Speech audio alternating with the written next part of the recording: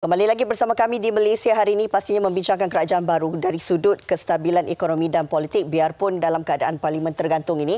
Berbalik kepada doktor, kita nak tahu juga dalam situasi ini BN sudah menyatakan yang mereka akan menjadi blok pembangkang dan dalam sudut mereka sebagai kingmaker ini kita melihat bahawa Datuk Seri Ismail Sabri sebagai Perdana Menteri caretaker. Situasinya walaupun belum ada kerajaan baru terbentuk, bagaimana melihat dari sudut kestabilan ekonomi dan juga dari segi pembangunan negara buat masa ini, sebab kalau kita ikutkan bajet 2023 yang dibentangkan 7 Oktober lalu perlu dibentangkan semula dan ini juga memberi kebimbangan kepada rakyat, Doktor. Okey, sebenarnya kerajaan interim ataupun caretaker Perdana Menteri ini tidak boleh meluluskan mana-mana bajet. Jadi mahu tak mahu kita terpaksa menunggu Perdana Menteri baru untuk membentangkan semula bajet tersebut. Ini penting untuk memastikan seperti gaji pejabat awam, isu penggunaan bajet untuk tahun depan itu dapat diluluskan kemudian boleh diagihkan dengan proses yang prosedur yang betul. Jadi ini kuasa caretaker ni, kerajaan interim ni tak boleh meluluskan apa-apa bajet terutama berkaitan dengan kewangan. Maknanya perlu dibentangkan semula bajet dengan Perdana Menteri yang baru. Bukan interim itu tak boleh. Ya. Okey. Baik. Dan ya, kita nak bercakap tentang berbalik kepada kerajaan campuran lah, kan? Jadi mungkin ini kali bagi mereka yang mungkin baru kenal erti politik ini mungkin kali pertama lah mungkin mereka dengar kerajaan campuran ini. Dan kita nak lihat kerajaan campuran ini ialah sebenarnya advantage diberikan kepada BN lah. Sebab apa? Sebab BN masuk dalam blok kerajaan nanti, kan?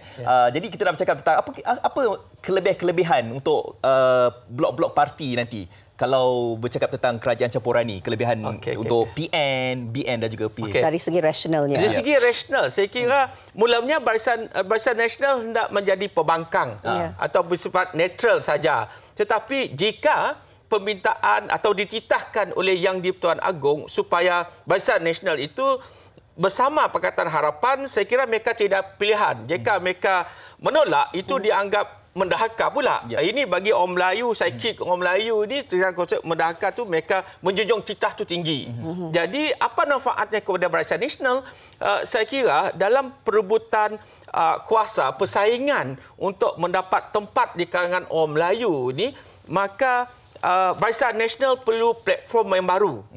Maksudnya, jika Barisan Nasional bersama Perikatan Nasional pada 4 tahun akan datang, 5 tahun akan datang, dari segi pengagihan kerusi misalnya, sudah tentu Parti Perikatan Nasional mahu apa yang mereka menang sekarang ini. Tetapi apabila Barisan Nasional bersama Pakatan Harapan, mereka boleh memfokuskan kursi yang mereka kalah dulu untuk didapatkan kembali. Jadi ini sebenarnya memberikan laluan kepada Barisan Nasional untuk memulih secara lebih menyeluruh dengan penglibatan etnik-etnik parti lain. Kita tahu Pakatan Harapan kebanyakan juga didukung oleh sokongan yang kuat di kalangan pengundi Cina, pengundi India dan sebagainya. Dan jika ini berlaku, maka Barisan Nasional dapat mengambil bahagian undi bukan saja Melayu tetapi juga bahagian bukan Bumi Putera. Jadi kita kena lihat konteks, kan. Sekarang ni pengundi super majoriti Melayu, sekarang ni sudah menjadi pengundi majoriti Melayu.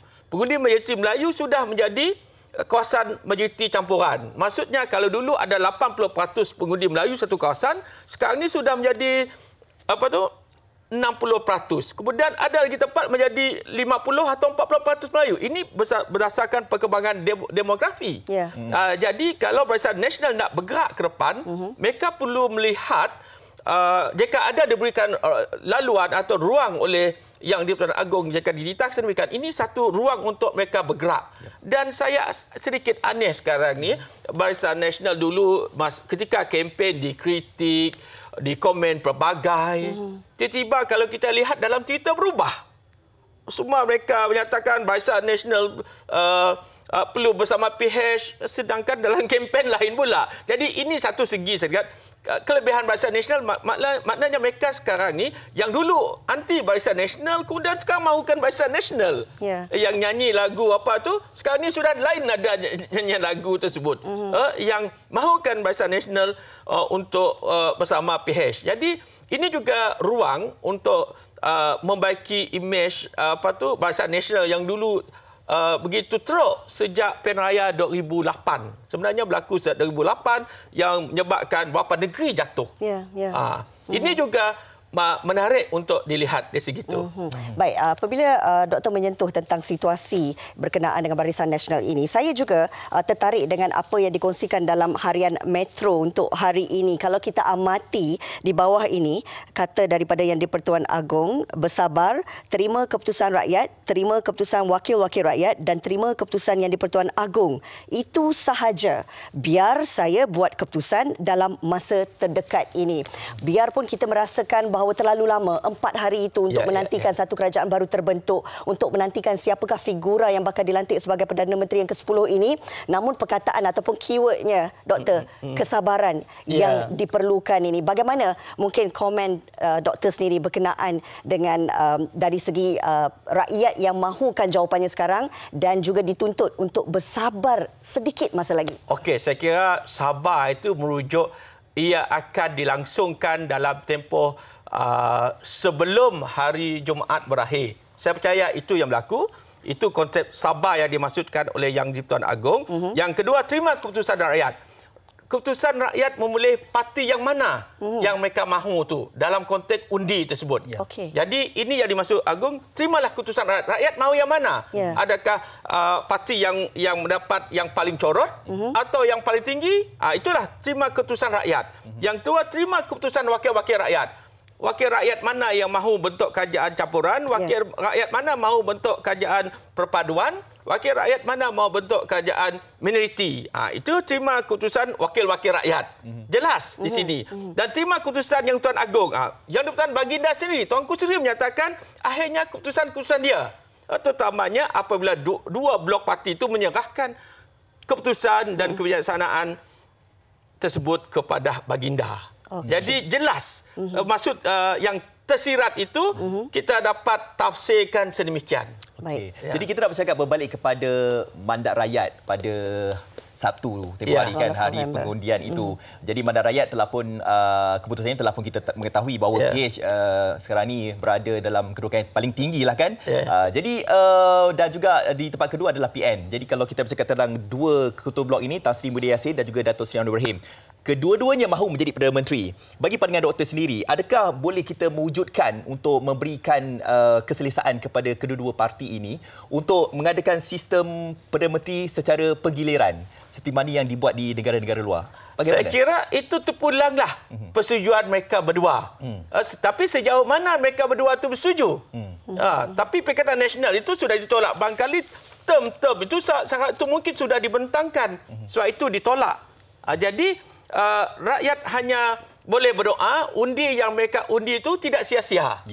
Satu. Yang kedua, ruang untuk mengadakan kerajaan perpaduan itu ada. Macam mana bentuknya boleh dirundingkan kemudian, adakah cara bergilir dan sebagainya, tetapi sudah ditolak oleh Perikatan Nasional. Dan makanya hari ini yang dilalui ialah pilihan kerajaan campuran.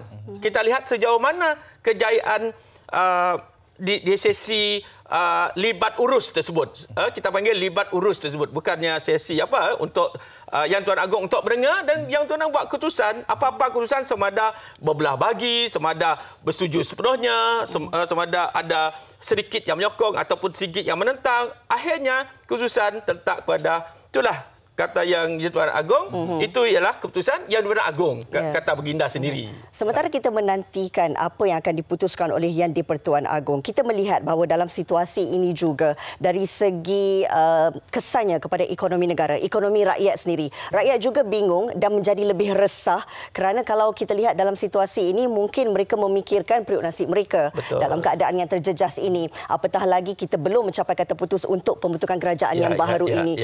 Ini juga kalau boleh dipetik dalam utusan Malaysia yang menyentuh tentang Parlimen tergantung, Bursa Malaysia rugi 7.32 bilion ringgit. Doktor, kita tidak mahu perkara ini berterusan dan ia boleh menjejaskan bukan sahaja ekonomi rakyat tetapi juga ekonomi negara Malaysia. Kerana ketika ini pelabur sedang memberi tumpuan kepada kita. Bagaimana mereka hanya tunggu dan lihat tentang pembentukan kerajaan baru ini, Doktor? Betul. Apabila selesai mengundi, rakyat mengharap, saya menerima pelbagai mesej dari teman-teman. Dia kata apabila mereka menunaikan tanggungjawab, sudah memilih apa yang mereka layak, maka sepatutnya pembentukan kerajaan perlu disegerakan. Mereka terlalu letih untuk menunggu, terlalu letih melihat sikap orang politik sendiri, berebut-rebut untuk kuasa dan sebagainya. Apa guna mengundi jika perkara itu ditangguh-tangguh dan tidak menghormati keputusan rakyat? Ini juga dikatakan hormati keputusan rakyat. Dan wakil rakyat perlu sedar kedudukan mereka. Mereka berada dalam kedudukan yang mana. Jadi apabila ditangguh lagi, ini menyebabkan kerugian dari hari berhari. Berapa lama berusaha itu mengalami kerugian. Setiap hari kita tak boleh biarkan perkara ini berlaku berterusan dan kita harap dalam sehari atau paling lewat besok perkara ini akan selesai. Akan dimuktamadkan. Akan dimuktamadkan atas kebijaksanaan, kearifan, budi bicara dan kuasa yang diberikan kepada Yang di-Pertuan Agong. Ya, jadi macam mana agaknya kita nak selesaikan kemelut ini? Yang di-Pertuan Agong pun telah memerintahkan agar 30 ahli parlimen BN kan menitahkan untuk berjumpa tapi minta ditangguhkan. Jadi kita dapat lihat dekat sini akan ada lagi pelanjutan masa lah kan untuk kita mengetahui siapakah yang bakal menjadi PM ni. Okey, kita nak bercakap tentang parti-parti di Sabah dan juga Sarawak sebab Prof pun mewakili mereka yang berada di Sarawak kan. Jadi kita nak bercakaplah tentang konteks strategi politik Sabah dan Sarawak, di manakah letaknya posisi Sabah dan juga Sarawak ni dalam usaha untuk memilih blok yang akan bersama dalam pembentukan kerajaan nanti. Saya kira pada mulanya GPS atau JRS memilih bersama Perikatan Nasional. Dan selepas itu kita lihat reaksi.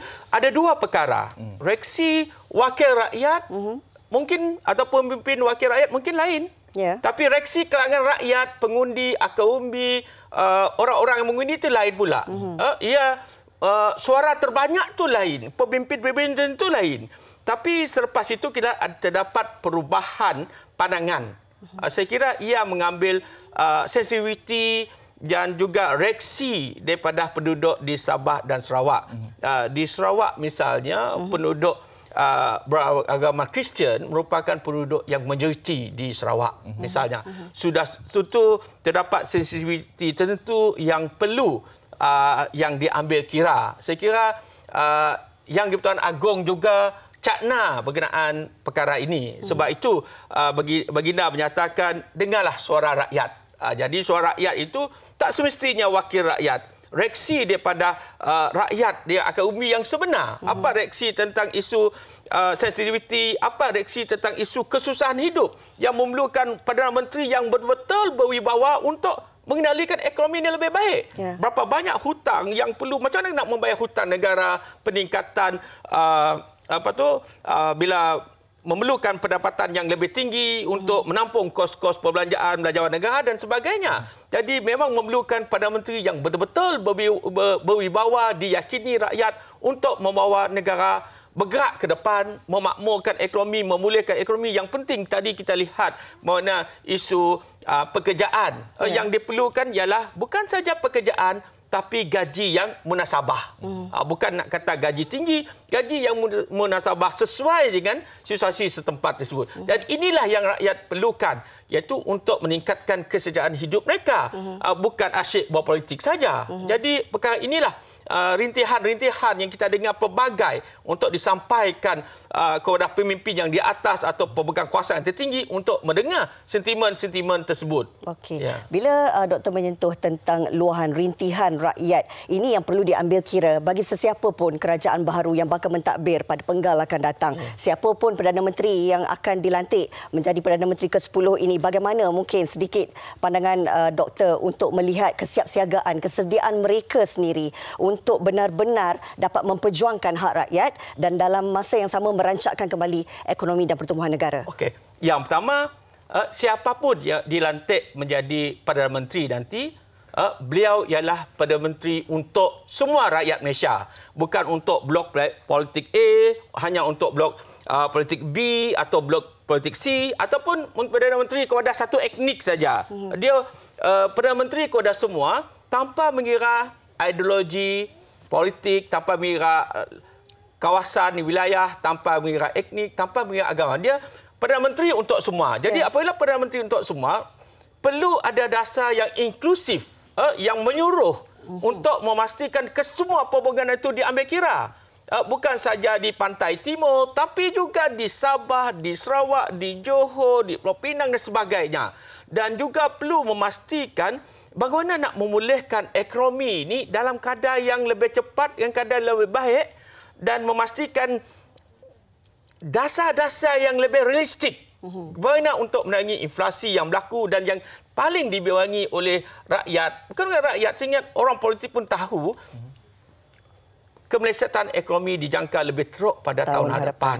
Bagaimana persediaan itu dari segi kerajaan tu yang perlukan kerajaan yang stabil untuk memastikan bersatu hati bukan saja di tingkat politik tapi di tingkat rakyat bersama-sama mengemblengkan tenaga untuk membangunkan negara supaya lebih baik daripada sebelum ini. Ya, sebab PRU15 diharapkan dapat mewujudkan sebuah kerajaan yang stabil, yang mampan, namun masih lagi belum dapat lagi keputusan itu selepas 4 hari. Jadi yang terakhir ini mungkin kita boleh tanyakan kepada doktor lah, apa mungkin penyelesaian yang paling terbaik dan juga inklusif yang harus dilakukan oleh semua pihak, dan adakah petang ini kita dapat mengetahui jawapannya? Okey. Sebab tentu rakyat yang tertunggu di luar mahukan segera. Tadi saya kata komen-komen daripada kawan-kawan, netizen, dia kata mereka sudah mengundi, mereka sudah membuat keputusan. Kenapa nak tangguhkan keputusan yang mereka pilih? Itu satu. Yang kedua, sudah tentu mereka mahu keputusan itu perlu disegerakan, tetapi kita tahu yang di-Pertuan Agong dengan kebijaksanaannya untuk memastikan yang dipilih itu adalah yang terbaik. Yang terbaik, yang teruji, yang betul-betul dapat membawa Malaysia bergerak ke hadapan. InsyaAllah. Jadi dalam konteks ini, sudah pasti nasihat baginda supaya rakyat bersabar untuk seketika. Saya kira seketika itu tidak sampai hari Jumaat ini, ya. InsyaAllah kita doakan begitu. Apa yang penting nanti siapapun, saya kata Perdana Menteri, kita perlu terima dengan hati yang terbuka. Kita tak, musim pilihan raya sudah berakhir. Marilah kita sama-sama mengemblengkan tenaga, bersatu hati untuk memajukan Malaysia, untuk memajukan masyarakat dan bergerak ke depan.